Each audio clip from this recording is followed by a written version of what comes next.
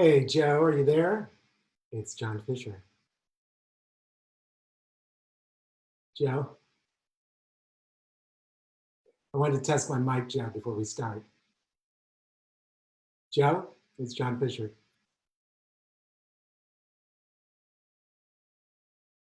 Hey, Joe. Joe, okay. Hey, Joe. There you are. Can I see you? Oh, good. So, can you hear me? Okay, I'm going to plug in my mic and just do a sound check for it. Here we go. And can you hear me? Yeah. Is the sound quality good? Okay, good. And my visuals good? Visuals good? Okay. Thanks, Joe. Be with you in a minute. Thanks.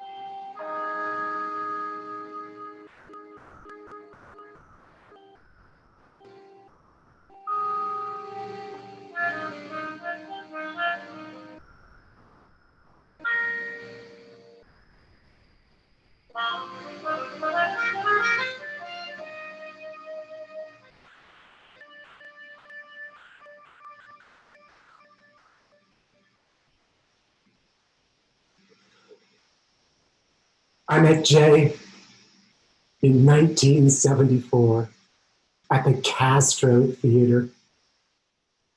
He was the prettiest man I'd ever seen. We met at the movies, going to old movies on Saturdays. And afterwards, we'd go to Orphan Andy's and talk over pancakes and whipped cream and butter and maple syrup. And we talked and talked and talked. And we laughed and we laughed and laughed. And he attached himself to me like a barnacle. And the more I loved Jay, the more he loved me. I could see it in his eyes. And he was a performer, a drag queen, a female impersonator in North Beach at the Cabaret Club and at Pinocchio's. And on opening night at Pinocchio's, I went and I wore my tie like my mommy showed me how to do. And I sat in the front row and Jay came out on stage and he had these beautiful high heels and this red lame dress and this big wig. He was so pretty. I mean, if he was pretty out of drag, he was a fantasy of gorgeousness, of gorgiosity in. And I loved him. And he sang this great song like a national anthem. There's no getting over that rainbow when the smallest dreams won't come true. And the audience cheered. They were all tourists and I cheered. And the curtain call stood up and I banged my hands together. And I cheered. I said, Jay, Jay, Jay. And that night that I saw him perform, it was also the night that I kissed him for the first time. It was also the last night of his life. Because just after I kissed him, I very shyly went home to my dorm. I was afraid of the feelings I felt for this goddess, this wonderful, pretty, gorgeous man, so I slunk home. And my wonderful Jay, my beautiful Jay, went to the cast party at the Cabaret Club. And he was picked up by a young man who drew a picture of him, a doodle of him. And the young man charmed him and took him to Golden Gate Park and they made love. And afterwards, the young man stabbed him 3 times, once in front and twice in the back, and left him dead next to a lake. And that was the end of my most magical Jay. The most magical person I've ever met. And the cops, they wouldn't help. I talked to the cops. They hated him. They hated all of us. They wanted us all to disappear. So I knew I had to do it myself. I would find Jay's killer. I would find him myself. And I knew how I would do it. I would go out to all the bars in the Castro. And I would sit at the bar, and one day that doodler would come up to me and he'd show me a doodle and I'd act very interested. And then he would take me out to Golden Gate Park, and just as we were about to make love and he was about to kill me, I would grab him and I would bring justice. I would grab him. I would bring to justice the doodler. The man who killed my Jay. Wonderful Jay. Pretty Jay. But as I embarked on this mission, I didn't know what I was doing. I kept going to bars, but I kept getting thrown out of bars because I was too young. I was still in college. I was still at San Francisco State. I was 18. I couldn't get into the bars. So I knew what I needed was a phony ID. So I went to Jay's friend, William, who I met after Jay died because William was jealous of me because he loved Jay too, and Jay loved me. But William and I, we'd had coffee together at Orphan Andy's, and he said I could contact him anytime. I think he wanted me to. And I said, I need to get an ID. I need to get an ID, a phony ID. Do you know how to get one? Yeah, I know how to get one. Well, what do you need it for? Wow, you're brave. You're going to do that? Well, don't do it. No, don't. It's too dangerous. Let the police handle it. Let the police. You know the police won't handle it. You know they don't care about us. They don't give a damn about us. You know that. All right. Okay, well, here's a number of a guy who'll help you. He can make these things for you. And but be careful, all right? Be careful. All right? Yes, William. I will. So I took the number, I went to the address, and it was a guy who worked at the San Francisco Public Library downtown in Civic Center. But that's not where he wanted to meet me. He wanted me to meet me at his apartment, which was set up like a big photography studio. And I walked in, he was very nice to me. Hey, how are you? So you want a phony ID, huh? I want to go out and get drunk. Okay. Yeah, come on in. Oh, I'm a bookbinder. Yeah, that's what I do at the public library. A bookbinder by trade. Yeah. Okay. Let's get some pictures of you. I used to go out drinking in the bars and the Castro. Yeah, I used to love that stuff. And then I got caught. Yeah. A big old raid. They came in and they took us all away in a paddy wagon. And I thought I was going to lose my job. Yeah. I thought I was going to lose my civil service job because if they found out I was queer, they'd lock me up. Yeah. How'd I solve it? How'd I get out of it? Okay, here, smile. Okay. Okay, now turn to the right. Yeah. You want to know how I solved it? Turn to the left. I had a friend who worked in the records department of the San Francisco Police Department. And it was funny because I was arrested and then I was booked and I got a court date and the whole thing. Then all of a sudden my records disappeared. How did that happen? Like magic, they were gone. I had a connection. I worked my connections. Okay, so this is your address? All right. Hallway. You live on hallway? In the dorms? You're a student at State? Yeah, sure, I'm at State. Some of my best friends are professors at State. Hey, I got a great friend. You'd love this guy. His name's Richard Kleinman. He's a classics professor. Yeah, he's great. Okay, so look for it in the mail. I'll send it to you to that address. What are you gonna do with this? You don't look like a kind of guy who wants to go out to gay bars and get drunk. What are you gonna do with this, huh? Yeah, I heard that guy. I heard it through the word, yeah. All right. No, that's all right. So this one's on me. If you need any help, you just let me know. My friend at the police department, you want some records? Yeah, okay. I'll ask him for some records.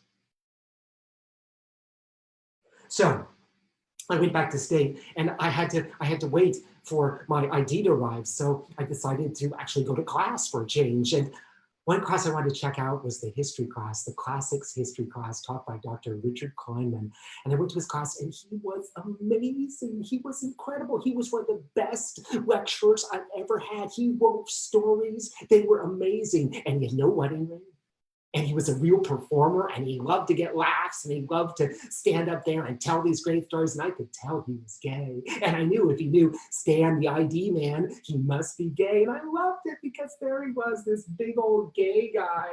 And he was a classics professor. And I thought, this is great. We're everywhere. I thought we were just kids like me or like Jay, but no. We worked at the library, we worked at the police department in records. We were professors at State and good professors. And I turned to Francesca, who sat next to me. She was from Brazil. And I said, do you think Dr. Kleinman is gay, maybe? Oh, yeah. He's gay. Yeah. You can tell. Yeah, you can tell. And gay men are obsessed with their mothers. Yeah. He's obsessed with his mother, like all gay men. You see? And all I had to go was rumor. That's all I had to go on. But I knew it. And then the ID came in the mail, Stan's ID, and I headed out to the Castro bars, determined to find that doodler, to bring him to justice. I went to Missouri Mile and the Midnight Sun and Toad Hall, but it was so frustrating because I'd walk in and immediately they knew about me. I'd walk into these bars and the bartenders would be like, hey, come up here, sweetie. Yeah, come up here, sweet pea. Yeah, you, come here. Hey, kindergarten got out early? Yeah. Yeah, do you have some ID? Yeah, let me see. All right, yeah. Yeah, I can see Stan's work. I know Stan, the ID man, sure. Well, that's all right. You hang on to that. It's okay. The police fall for it. That's all I care about. What would you like to drink? A Coke? What do you want in the Coke? Nothing. Coke straight. Look, kid, what is this? Your high school newspaper, your straight boy come to check out the mating rituals of the gay boys. Is that it? Huh? Is that it? Look, you gotta drink. You don't drink. Okay. Well, could you at least act drunk? People don't come in here to have people watching them, okay? Act like a drunk. Act like a drunk, okay? Yeah, I'll get your $10 Coke. So I sat there with my Coke And I was waiting for the doodler. It was pathetic. I couldn't talk to anybody. I was so nervous. Everybody talked to me. I just scrunched up. And I didn't even know what I was looking for. All I knew is that he had a pad and a haircut. That's all I knew about him. And I didn't even know what size pad, what kind of a pencil he used. I didn't even know what I was looking for. And I felt pathetic. So I was leaving the bar one day and I said, listen, can you just tell people that this guy's a doodler and not to go home with him? He's a murderer. What are you, crazy? I'm not going to tell people that. I'll lose business. Don't be insane. I'm not going to say that to anybody. What do you, look, I don't want you in here if you're going to mess up my business, okay? Yep. All right. I'll look out for him. I'll look out for this doodler, okay? Tell me about it. Give me a description. Well, why don't you get one if you want to lead a big investigation, okay, kid? Why don't you get a description and come back and tell it to me? So I had to go and get a description. I had to go visit my friend at the gangway who I talked to earlier in my investigation. And I rode over to Polk Street on my bike to the gangway. And I locked my bike up and I walked into that dark, dark bar with all those dark corners and all those lonely gay men hiding in the corners. And there was my friend. Hey, you came back to see me. How are you? Yeah, come on, sit in the shadow before that Nazi behind the bar spots you. Hey, how's it going? Yeah? You're looking for that kid, the doodler? Oh, wow, that's great. You need some more information? Okay, I can give you a description. Yeah, the pad was very big. It was a big pad, big. And he used an artist's pencil, like a real person. Yeah, and he was very clean cut. And he liked lively guys, really lively. That guy, Chrisman, that German, that Kraut that he killed from here, he was a lively one. I could tell the doodler was attracted to the lively ones. Hey, you want some help? I can give you some help. Yeah. Hey, you can do the bars in the Castro and I'll do the bars on Polk Street. Yeah. Oh, yeah, sure. I mean, I haven't been to them in about 10, 20 years, but I can reacquaint myself. They'll remember me. I'll have to drink more. Oh, that's all right. I'll have to come back here too, though, because I'm very loyal. I don't want to be disloyal to this place. Yeah. Now, what? Oh, yeah, sure. I'll call the police if I see anything. Sure. What's their number? 911. 911's their number? That's so convenient. 911. Oh, this is great. I've been looking for a purpose in life for about 10 years. This is a good purpose. This is going to be fun. Hey, don't make fun of me. I don't want to find that son of a bitch like anybody else. But if it's fun, I'll be motivated. If it's not fun, I'll be undermotivated. It's very important to be motivated in something like this. Yeah. You'll be Nancy Drew, and I'll be Columbo. So I headed back out to the bars. And I decided, okay, lively. I need to act drunk anyway, so I was going to act drunk. I hated the taste of alcohol. I hated it on my lips because I saw what it did to my father. When he got drunk, he didn't care about me anymore. He didn't care about anything. So I was going to act drunk. I was just going to act drunk, and I would get drinks with alcohol in them, but I wouldn't even let the liquor touch my lips. Just barely, just like a sip. And I'd shout obnoxious things like, hey, I'm 21, but I'm built like I'm 12. What do you think of that? I'm built like I'm 12. Yeah, hey, I'm so young. I don't even know what time it is. Yeah. I was the life of the party, screaming at the bar. And then every once in a while, I'd knock my drink over and spill everywhere. And people think, oh boy, he's drunk. And somebody would buy me a drink. So I saved a lot of money. And I went crazy at the bar. And there was such release in these bars. The gangway had been so dark and lonely. But at night, the bars in the Castro exploded with life. Everybody was having a good time. And I realized that during the day, they were all afraid. Afraid of being exposed, afraid of being discovered as gay men. And they lived in fear. And it was only here that they could express themselves. And I thought about Jay. I thought about how Jay was never afraid of anything. Jay was so boisterous and full of life. He never was afraid of life. I remember him standing up there in full drag in front of all those tourists from all over the country singing, there's no getting over that rainbow when the smallest dreams won't come true. And all those tourists clapping for him, clapping, yelling and cheering. And he was like an ambassador of the straight world for the gay community. I was so proud of Jay. never afraid. If people didn't like them, he could go to hell because he just sent out love. And all he could do was love them back. And I wondered if anybody would ever love me again that way, the way Jay had loved me. And every week I check in with my friend at the gangway. I'd ride over to Polk Street and he'd give me updates. Nah, I haven't seen him. He's keeping a low profile. He's kind of disappeared. Sorry. I'll let you know. I'll tell you if I see him again. Yeah, and I'll remember to call 911. Hey, I decided that we're not Nancy Drew and Columbo. We're McMillan and wife. You're McMillan, I'm wife. I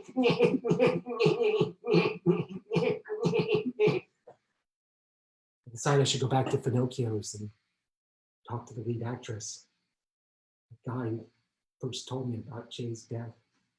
So I rode my bike over to Broadway and I parked on the sidewalk. I walked up those long, creaky, dark stairs. I turned right into that empty auditorium where I'd seen Jay perform. And I went back into the dressing room and there she was, the lead actress. And that guy looked up at me. And he stood up. And he took my hand like he'd done before and he led me out onto the fire escape, into that bird poop covered fire escape. And he put a cigarette to his lips and he lit it. He took a big drag and he exhaled. Joe, I remember you. You're the boy with the tie, the one that J-Bay, little J-Bay was so in love with you on opening night. You warmed his heart. Yeah. So what brings you back? Just to say hello? Share some memories of J-Bay. There was never a sweeter doll than J-Bay. Yeah, she knew the score. What's that?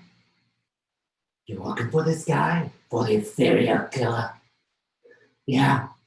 You're looking for the doodler? Is that who you're looking for? This guy who draws the pictures? This psycho that draws the pictures? Is he the only one? Yeah, he's not the only one. He's not the only one you should be looking for because the Tenderloin has its own killer. It has its own serial killer. This guy specializes in drag queens and transgenders. His name's the Tenderloin Slasher. So who's to know? There are a lot of sharks in the sea. All of them after us, and the cops don't care. The cops love it. They love it. They want to see us die.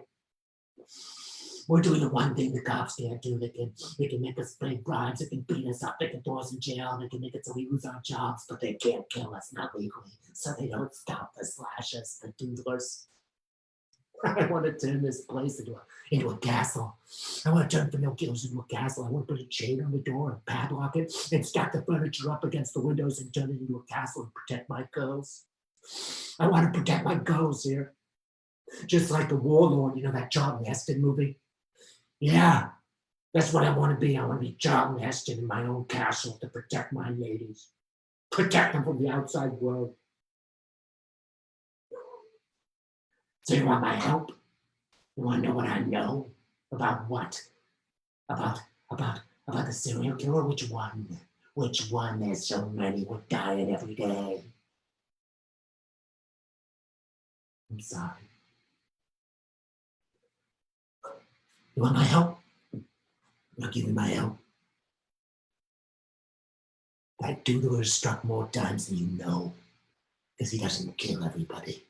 And the police don't report the ones he doesn't kill. So I'll give you an address. Here's an address. You take that. You go to that address.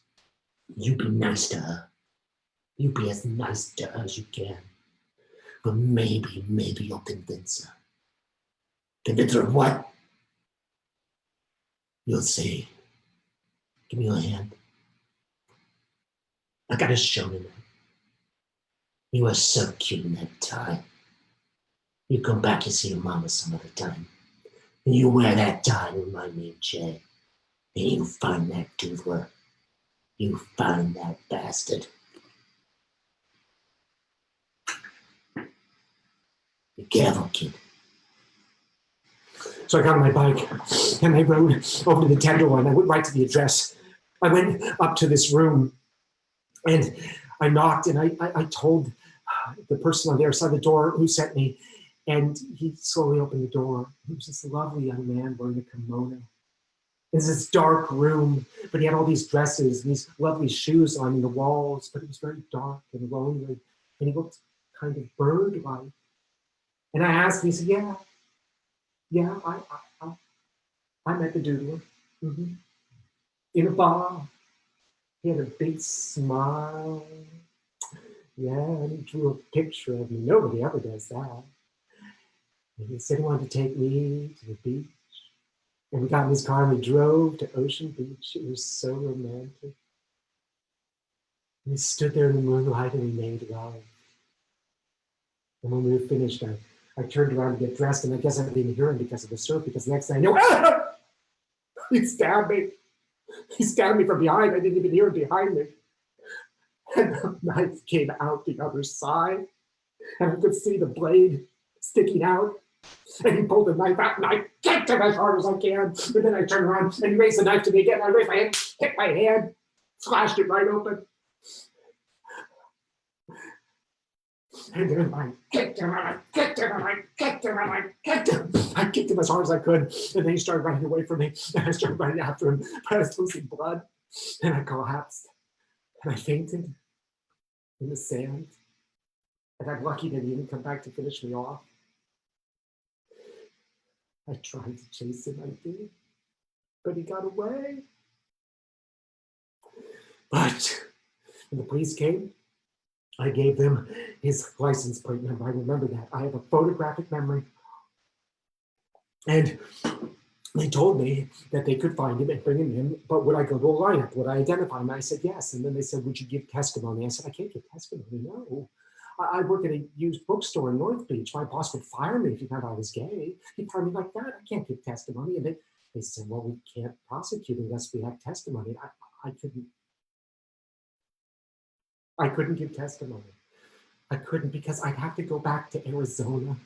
This is all I've got, is that bookstore, and it allows me to perform at night. And if I lose that job, I have to go back where I came from, back to Arizona. I cannot go back to Arizona. No, don't you try to convince me. Don't you, no, don't you try to. Don't try. I am not giving testimony. I am not giving up my life here. I'm sorry. I'm sorry.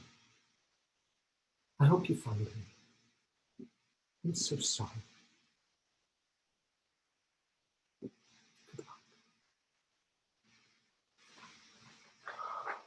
So I pedaled back to the Castro, and I went back to the bar, to the Midnight Sun, and I got a drink, and I started acting rowdy and showing off. I was so depressed. I was so determined to be alive and find this guy, since nobody could help me.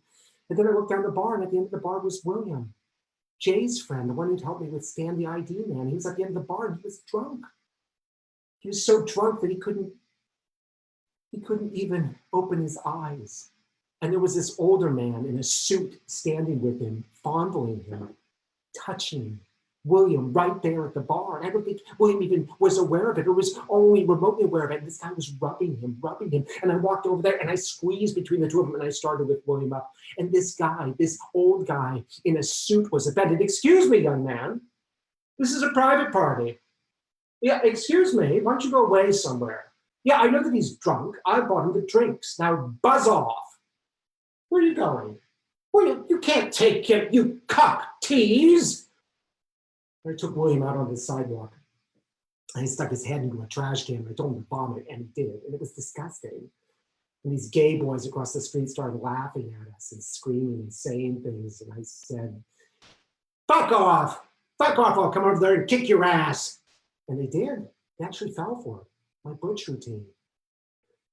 And then I took William and I sat him down on the sidewalk, and I popped down next to him, and I said, what are you doing in there? What the hell were you doing in there? He said, I don't know. I lost my apartment. I lost my job. I got thrown out of the street. So I thought I'd turn some tricks. I was just trying to make some money. Well, I couldn't ride him home on my bicycle, so I walked him back to San Francisco State to my dorm room. We walked over that huge hill together, and it was good because it sobered him up. He told me what had happened. I fell in love with this boy at work. We really liked each other. We used to do it all the time. He loved it, but then he kind of freaked out because he didn't want to be gay. He told his father. His father owned the store, the grocery store where we both worked, and he fathered me. He fired me right quick. I was out on the street. I went home. I couldn't pay my rent. They threw me out too. Jay would have told me about things like that. I didn't know you could be fired for being gay. He would have told me. So we walked the rest of the way back to the dorms and hallway, and so I snuck him into the dormitory and I took him up to my room, and my roommate Glenn was there. I never talked to Glenn. He and I had nothing to say to each other, but I laid blankets on the floor and a pillow, and I said, this is where you're gonna stay. We're gonna sleep here tonight. And Glenn didn't say anything. That was so cool. I barely knew Glenn, and he didn't say anything. He just saw somebody who needed someplace to stay, and he didn't say a word. And so William fell asleep on my floor. The next morning, he got up before me. When I woke up, he was standing above me, fully dressed, and he said, "Thank you for rescuing me. I gotta go." And I looked up at him, and my heart ached at just how boring he was compared to Jay. Then I thought, why am I so judgmental? Jay could have treated me like I was boring, and I was boring, but he treated me like I was special, and it made me special. And here I was judging this kid. I should be treating him like Jay treated me. I said, "You're staying here. You're staying here. You're staying here until we can get you a job and get you a place to live." Right, Glenn? Is that right, Glenn? He's going to stay here. And Glenn said, "Sure, dude. You stay here. Just kick it up, dude." I thought that was so cool. I was getting to know Glenn, and he was a good guy. He was a wonderful guy. So I said to William, I said, okay, so take a shower, and then we'll all get dressed, and I'm going to take you to see a Gloria Graham movie at the Castro Theater, okay? You'll love it. It's a Gloria Graham movie. I don't know who Gloria Graham is. You don't know who Gloria Graham is? What are you kidding? I thought you were into old movies. You don't know Gloria Graham? No, I wasn't into old movies. I just like hanging out with Jay. Jay used to sit next to me. The only reason I like going with Jay is because I love being with him. And he used to talk through the whole movie. He'd talk about how the actresses had bad skin and how they were all sluts. And I used to laugh and laugh. Can you do that? Can you be bitchy during a movie? Can you make bitchy comments? Because otherwise, I'm just going to miss Jay. I'm just going to be sad Jay's not there. I'm like, well, is there something you would like to do? No, there's a movie I'd like to see, but it's a new movie. It's not an old movie. It's a new movie. It's called Jaws. Jaws? Jaws. Jaws. I never heard of that. Jaws. Is this porn? Is it gay porn? Jaws. I've never heard that movie. And then Glenn said, "Oh, that movie's cool. I want to see that movie. Yeah, that's a cool movie. I'd like to come with you guys." That was the longest sentence I'd ever heard out of Glenn. "Yeah, I read that book. That book was cool. It's the only book I've ever finished. Cool." So we showered, we got dressed, and we walked over the mountain. And we were headed to Geary, to a theater I'd never been to, the Coronet Theater, to see this movie called Jaws. And I was like, what am I, a delivering angel? Suddenly now I'm turning into Jay, I'm taking care of everybody and going and seeing first-run movies? This is weird. But as we got close to the Coronet Theater, I saw this line stretching around the block. I'm like, why? These people were waiting in line 2 hours before the movie started. And we stood there for 2 hours. And finally, Glenn went off and bought us hamburgers and French fries. And then we finally sat down. And those two could not stop talking. We were stuck in this line, but they were loving it. They were loving every minute of it. They talked about Elton John and Simon and Garfunkel. I didn't know anything about these people. And they talked about movies, but it wasn't like old movies. It was like movies from last year. And they talked about songs they loved, like something called Crocodile Rock and Don't Let the Sun Go Down on Me, A Bridge Over Troubled Waters. And I was like falling asleep. I was so bored. And then they started talking about the Partridge Family. And I wanted to scream with boredom. It was hideous. But then I looked at William. And what I saw was just a normal kid. He's just a kid having fun with his friend. His enthusiasms. He was wonderful. He didn't have to worry about his best friend dying or loving somebody else or being kicked out of his apartment or losing his job or turning tricks to make money. He was just allowed to be a kid. And I love that. He was just having fun. And finally, the line started moving inside, and we went inside to see this movie, Jaws. And the theater got dark. And then the movie started. And I sat there. And it was a movie about a shark. It was a movie about a shark. A shark? It was, what? It was this horror movie about a shark, and the audience was so excited. They loved every second of it. And the shark would eat people, and then everybody would scream. And then in the second half, they were trying to kill the shark, and then finally the shark exploded. And everyone was screaming through the whole movie. I was like, it's about a shark. That's a shark. It's a shark. And every time the screaming happened, William would grab Glenn. I thought, well, that's interesting. So this thing went on, and it was all about this shark. And when it was over, those two enthused about this shark, they went on and on. I thought Jay would roll over in his grave if he heard this. A movie where the villain is a shark? That's ridiculous. What about George Saunders as the villain or Jack Palance? And there was no role for Joan Crawford or Betty Davis in this thing, none. It was horrible, this movie, but they loved it. They loved it. And Glenn went off to the bathroom, and William said, all right, Glenn, I'm glad he came. So what was I, the matchmaker? I was gonna lose William to Glenn, pothead Glenn? Glenn was a hippie, he'd sleep with anything. Hippies sleep with anything, they'll do anything, they don't care. And I thought, what is going on? And then I looked at William, and I thought, wow, he was just enthusing the same way Jay and I did about our movies. He loved it, and I realized that he wasn't a boring kid. He was lovable. He was adorable. And he was cute. Yeah, he was boring cute, but he was cute. He was cute. He was cute. He wasn't boring. And fuck Glenn trying to steal my boyfriend. Boyfriend? Wow. Interesting. And then Glenn came out of the bathroom and he said, so what are we going to do now, dude? And I said, William and I are walking to Castro. And he said, oh, that's cool. I love the Castro. I want to come with you to the Castro. I said, no, you're going to the Haight-Ashbury. We'll drop you off in the Haight-Ashbury. That's where you belong, Glenn. Come on, let's go, everybody. Quick march, out. And we walked over the hill to the Haight-Ashbury. And I said, here you go, Glenn. This is where the hippies are and the marijuana. Yeah, bye-bye. Bye, Glenn. Bye-bye. Got rid of him. And then William and I walked over the hill to the Castro. We were quiet for a while, and then William said, you didn't like that movie, did you? I said, no, it was great. It was brilliant. It was very clever.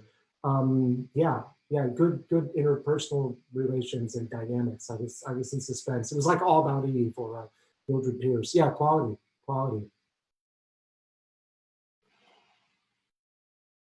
And I said, what are we going to do about you? What are you and me going to do about you? And he said, I don't know. Guess I'll have to go back to Georgia. Start turning tricks again. You can't turn tricks. You're no good as a prostitute. You don't think I'm cute enough? No, it's not that you're not cute enough. It's that you've got to do something. You can't just like sit there and let guys fondle you. You've got to provide a service. You got to wake up. You have no respect for the profession. You will never succeed as a prostitute. Forget about it. It is not your calling. You like me? Yeah. Yeah, sure, okay. Yeah, I like you. Do you miss Jay? I miss Jay. I miss Jay like I can't even believe. Jay broke my heart. He broke it in two. He made me feel smart, handsome, and charming, and I'm none of those things. Only in Jay's eyes was I any of those things. And now that he's gone, I'm nothing. He broke my heart. It made me feel so special. And finally, we arrived at the corner of 15th and Castro. We looked out over that glorious village of ours with the huge Castro Theater sign in neon soaring into the air. We just stood there and smiled. And I took his hand. I took William's hand as we looked out over our village. And then we realized that there was chaos below. There was noise, there were bullhorns and police whistles, and people were yelling, screaming, and the cops were yelling at people, and there were sirens going off and squad cars racing about, and people were running, and we heard later that it was the night of the Castro 14, and they were grabbing people off the street, beating them, throwing them into paddy wagons, taking them to the precinct, booking them, and then beating them some more for no other reason that they were gay. It was the Irish cops trying to take back their neighborhood, the Castro, from the gay boys, and it was pandemonium. It was a disaster, and we just stood there in shock watching it. And then all of a sudden, that big, glorious Castro sign, that neon sign on the theater, blinked out. And then all these men started running out of the theater in panic, but they didn't get anywhere because the cops were waiting for them with their nightsticks. And they started running towards the cops, and the cops raised their nightsticks and boom! They would go down and nightstick, boom, nightstick, boom, nightstick, boom, nightstick, boom. And they started piling up. The movies they were showing were The Bad and the Beautiful and The Asphalt Jungle. These guys were like me. That was the movie I wanted to see, The Bad and the Beautiful. I would have been there. And they stood there with their nightsticks, boom, boom, boom. And the piles stopped growing. They kept growing. And more gay men came out of the theater, but they couldn't go anywhere because the pile was so high. And the cops stood behind the pile with their nightsticks, boom, boom, boom. And Jason William said, come on, and I grabbed him. I didn't want him to go. I didn't want him to go down there and get himself killed, so I grabbed him. I didn't know what he'd do, but I held on. I said, you're not going anywhere. You're going to stay right here. And I tried to close my ears. I tried to close my ears to the horror of the night of the Castro 14 happening below us. And I stood there holding him with all my might, and I wouldn't let him go. And after about 5 minutes, the sirens started to disappear. It started growing quiet, and I realized that it was over. The horror was over. I slowly let go of William. And the sirens died down, and we headed down the hill to help the moviegoers pull in a pile. And when we got there, we saw that they were writhing on the ground, covered with blood and bruised. They were just a pile of guys. And we heard later that the police had done it deliberately. They cruised up to this gay guy on the sidewalk, and they said, get off the sidewalk, faggot. And then they jumped out of their squad cars, and they grabbed him, and they threw him in a paddy wagon. And then they just started grabbing gay guys and beating them. They beat up dozens. They arrested 14, the Castro 14. And the crime on the books, the crime that they were accused of was obstructing the sidewalk. And we just stood there looking at these poor men, bleeding, confused. We started helping them up. And William lifted this one guy. He was like just this nice guy, like 60 years old, a moviegoer like me. And William's chest, his shirt was covered with blood, and this guy had blood flowing down his forehead. And he said, I can't see. I can't see. And William wiped his eyes with his shirt sleeve, and he blinked. And William steadied him. And then he started walking up Castro Street towards Market like a little baby. Just like a little baby. And suddenly, the next thing I knew, William was out in the middle of the street shouting down Castro Street, come on, you pigs! Come on, you monster pigs! Come on, you monsters! Come and get me! Come and get me! And I didn't know what was happening. My whole world had cracked in two and spattered into a bunch of pieces all over the ground. I didn't know where I was. I didn't know what was going on.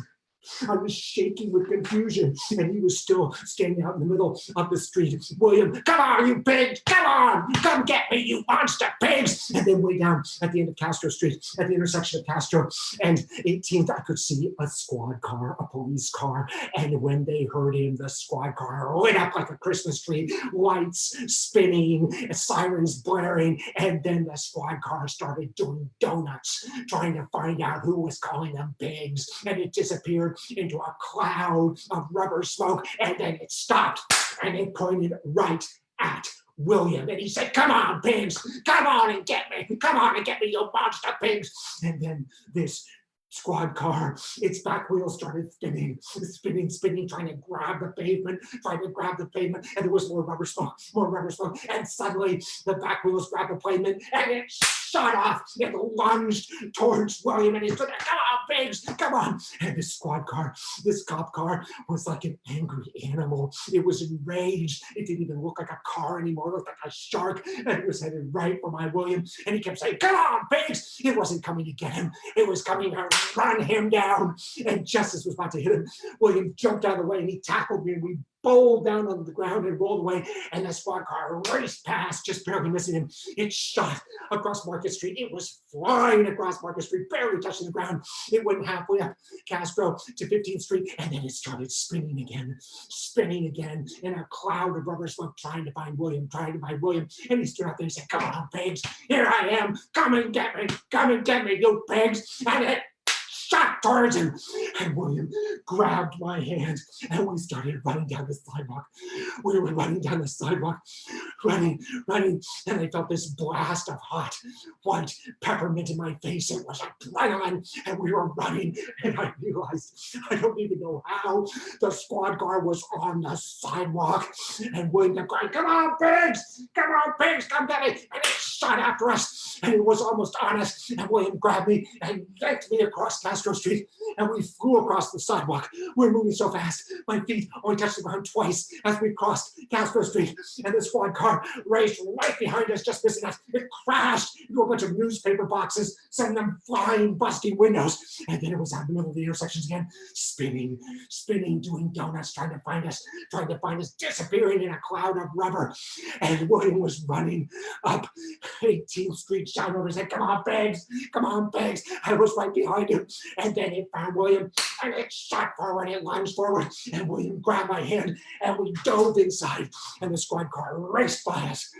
Sirens blaring, lights spinning like a fine attacking Christmas tree, but they hadn't seen us go inside, and we were inside. We were in Toad Hall, the bar, and it was completely dark, but it was full of 100 gay men in the shadows, silent, waiting. We went inside, and some of them were whimpering, and some of them were crying, but everybody was clutching somebody else. And the bartender said, "You better go home now. Everybody just better go home. And somebody says, I'm not going out there. And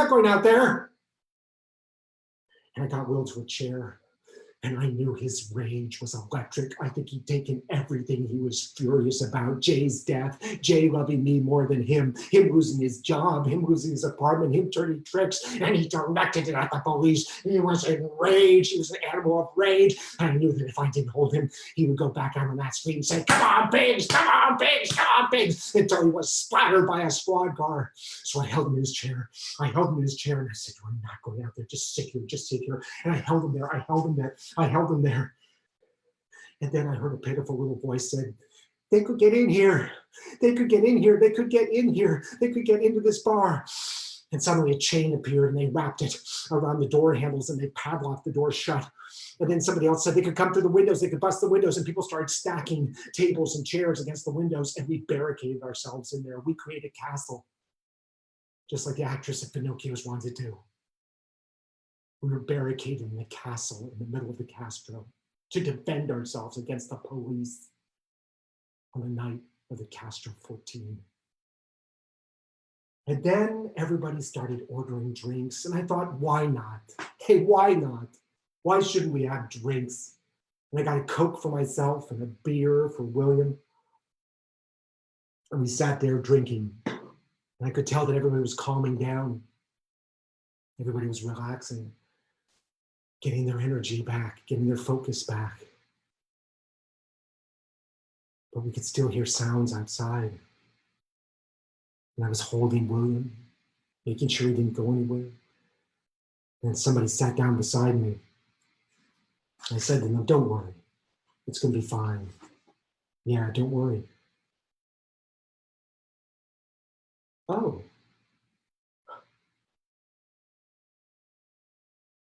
You've drawn a picture of me. Well, that's nice.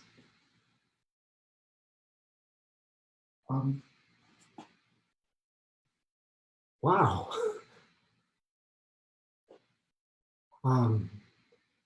Yeah. So, uh, wow, that's great. That's a great picture. Yeah. Um, are you in art school? Yeah. Well, which one? Which art school do you go to? You don't have to tell me. That's okay. Scary night, huh? Yeah. Yeah, very scary. And then it got quiet. It was quiet outside finally. The police had gone. It was quiet in that bar. And I was standing there staring at a doodle of me held by a young man holding an artist's pencil and smiling. Yeah, sure. I'm interested. Yeah, sounds exciting. Let me just talk to this guy I was talking to, okay? Just 1 second. Yeah. Oh, yeah. Follow me. Do you hear me? Okay. Uh, uh, so yeah. Well, all set. Yeah. We were the first ones to leave. They unchained the door. They opened it up. And the doodler and I walked out onto the sidewalk. I don't have a car. I hope you do. Oh, okay. Oh, is this it? Oh, okay, sure. Yeah, it's a cute car. So, do you live in the city? Oh, well, that's okay. You don't have to tell me. And we started driving away, and I realized that William couldn't follow me. So, what's your name? Oh, that's okay. You don't tell me yours, I won't tell you mine. Yeah, I love that picture. Nobody ever draws pictures of me. It's really good. Can I have it? You think? Well, that's okay. No, I understand. I want to be an artist, but I didn't have any talent. I wasn't talented enough. Yeah, you're very talented. I I went and saw a movie tonight. It's Jaws. Have you heard of that movie? Yeah, it's scary. Very scary movie. It's all about this shark that terrorizes this little village. Yeah, I think you'd like it. I mean, do you like scary movies? Yeah, this one was very scary. Yeah, I'm gay. Yeah, I'm gay. Yeah, I'm gay. Yeah, yeah, out and proud. Do our parents know? Yeah, they know. We don't talk about it, but they know all about it. How about your parents? They know? They kill you? Oh, come on. They would kill you? Your parents? Come on. No, I don't go to church. Do you? What denomination? Oh. No, I don't see a psychiatrist. Do you? Why? Well, they can't cure you of that. If they could, you wouldn't be here, would you? um, no, I'm sorry. I'll shut up. I was just trying to be funny. Yeah. Oh, wow. Here we are. Oh, yeah, this is nice. Oh, I love being out in the moonlight like this. Yeah. I love the beach, the surf. It's wonderful. Yeah. So why don't you take your jacket off? Yeah, come on. Yeah, okay. Oh, that's all right. No, keep it on if you want. Keep your jacket on. Hey, I like being here with you. Do. Uh-huh. Yeah. Oh, that's hot. Yeah. Yep. What is it? What is this? You have a knife in your pocket? In your jacket? What was this for? You carry this around? Just hang on. Just hang on. Hang on. Hang on. Stop. I'm gonna hold this to your neck. Why are you carrying a knife, big boy? What is this for? Yeah? Yeah. You just stand there. You move, I'm going to shove this in your neck. Yeah, is this the same knife you used on Jay? Pretty Jay, remember Jay from the cabaret club? You remember him. He was only your second. He was only the second one before anybody knew about you. I knew about you. I've been looking for you, and now I've got you. I have got you. And now I'm gonna you move. I'll use this on you. I'll use it on you. I will slit your throat. And we're gonna take you to the car. We're gonna drive to the police station. You're gonna tell them everything you've done. Now I've got you red-handed. No, you just back up. Don't you turn around. You just back up. You just back up slowly. That's right. Yeah. Yeah. Pretty pictures, huh? You'll make a pretty picture. You'll make a pretty picture. Yes, you will indeed. Yes, you will. Hey, wait a second. Maybe I should just finish you myself. I don't trust the police. Maybe I should just finish you. Then I thought of Jay. And I asked myself, what would Jay do? He wouldn't kill. Jay would not kill. Okay, come on. Come on, just keep moving. Just keep moving, that's right. Just keep, shit. Don't get, come back. Come back. Don't. Come back.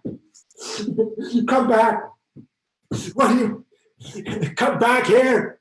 Doodler. Doodler.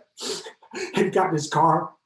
And then that rubber smoke appeared again as his wheels spun and tried to grab the pavement. He was an animal, like the squad car, but he was an animal trying to get away, an animal fleeing. And finally, his tires caught the pavement and he took off.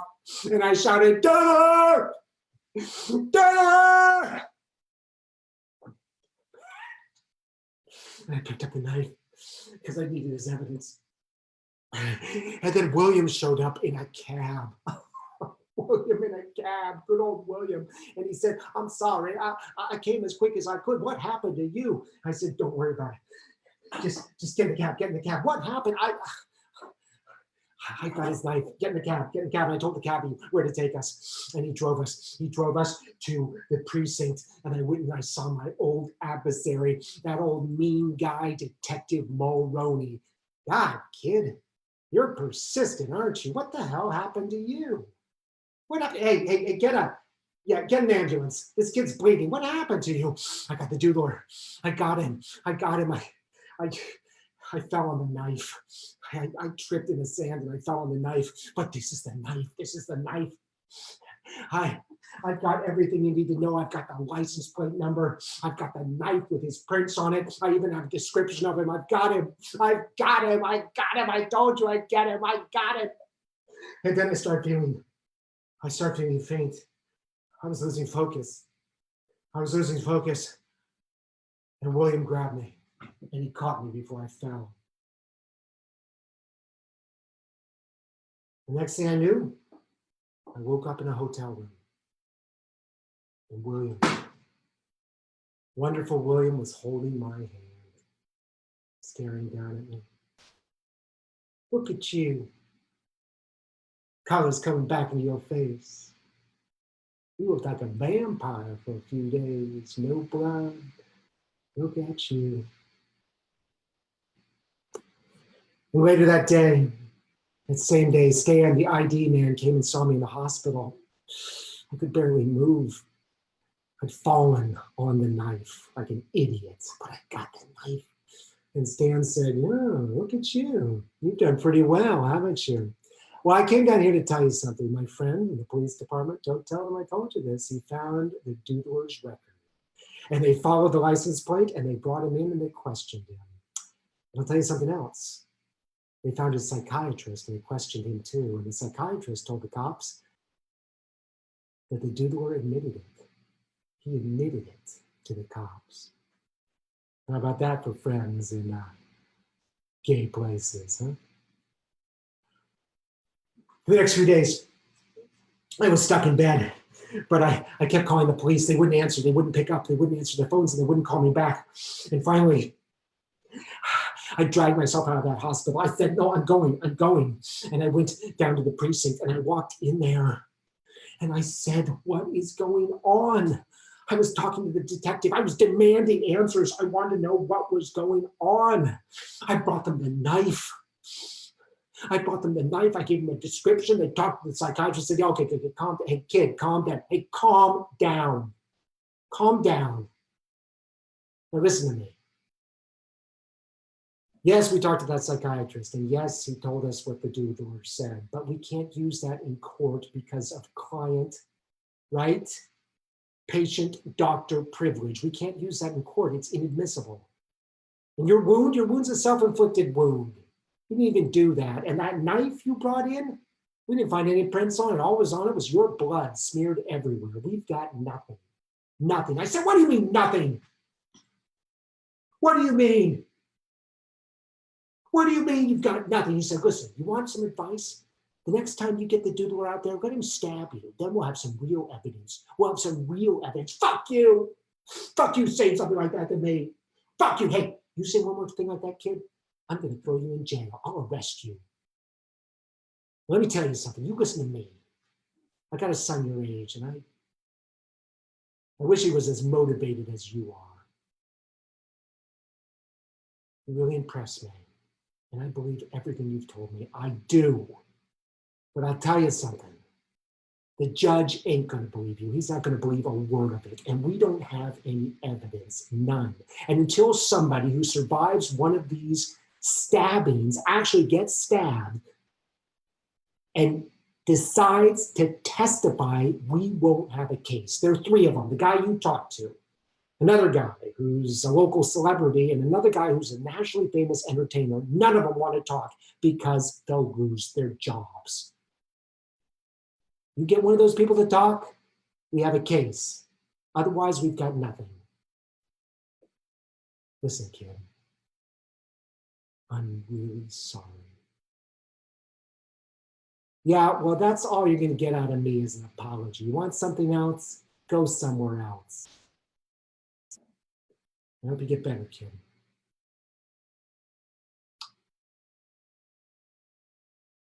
That was it. Nobody would come forward. The doodler killed between 5 people and 16 in 1974 and 1975, and he was never captured. There were 3 people who could have testified, but they didn't want to. They would have lost their jobs. And I went back to my dorm room, which now had Glenn in it, and William, and the 3 of us lived there together. And Glenn, he just stayed with us. And he never did get a job, but he ate in the dorms, in the cafeteria, and nobody ever noticed. William became my William. He became my boy. And we made each other feel special. And I thought about the doodler over the years and how his crime disappeared. And I realized that so long as we didn't have any power, it'd always be this way. There'd always be a police force that hated us because we had no power.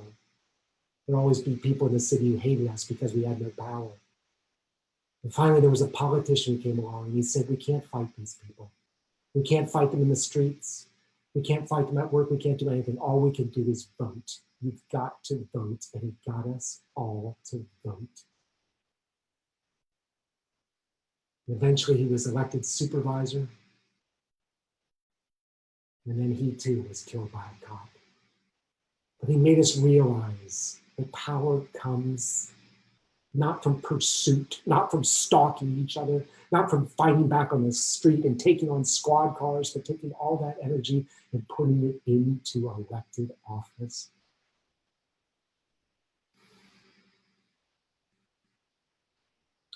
Maybe one day they'll find the doodler.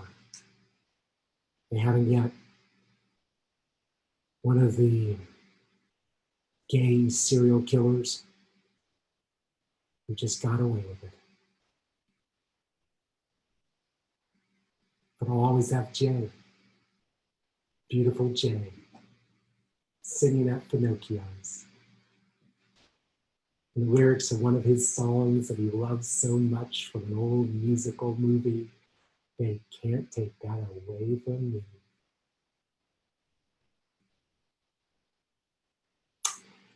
Thank you so much for joining me for Doodler Finale. This is the second part of the two-part Doodler. The first is on our website, therhino.org. This is a true story. There isn't a whole lot of information about this story. It wasn't covered that much. But my participation of it, of course, was fictional, but the story of the Doodler is true. And I thought a lot about this story when we were doing a piece about the court case, which hasn't been decided yet about whether or not you can fire people. There's still states in the union where you can fire people for being gay. It still is an issue. And that was the key to the Doodler case. If they could get one of these people to testify, then they would have had the Doodler, but they didn't because they didn't want to lose their jobs because they could be fired for being gay. Well, that doesn't apply anymore in San Francisco, but it does in the United States. And hopefully by the end of the month, we'll know what the decision is on that. If you'd like to support our live broadcasts, you can make a donation to our theater at therhino.org. That's therhino.org. You can make it online or send us a check. We are doing 1 to 2, sometimes 3 shows a week, so always check us out. We have some things coming up next week and then some special events for Pride. Our love goes out to our audience, to all the people who are at home still during the coronavirus, to all the people who continue to suffer under police brutality. Thank you so much for joining me. Good night.